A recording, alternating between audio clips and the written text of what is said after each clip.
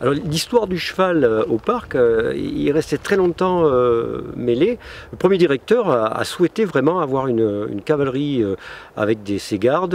Les premières missions des agents de terrain dans le parc des Cévennes, ça a été surtout et de découvrir le terrain et d'aller voir les gens et de leur expliquer un peu ce qu'était que cette notion d'espace protégé, tout à fait nouveau puisque le parc national des Cévennes était parmi les premiers parcs nationaux français et le premier surtout qui était habité en permanence par un nombre assez important de personnes.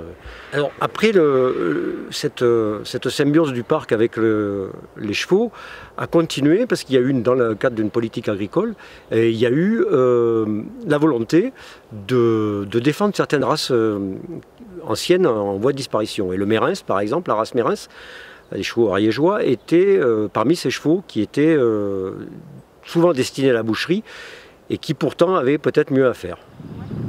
Ouais, tu vois les deux grandes antennes là. Ouais.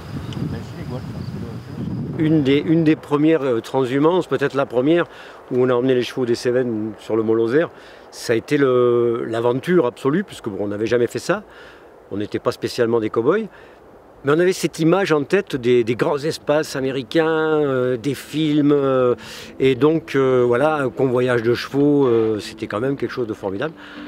Alors on a couché dans nos duvets en entourant les chevaux, la tête sur la selle, vraiment le film revécu.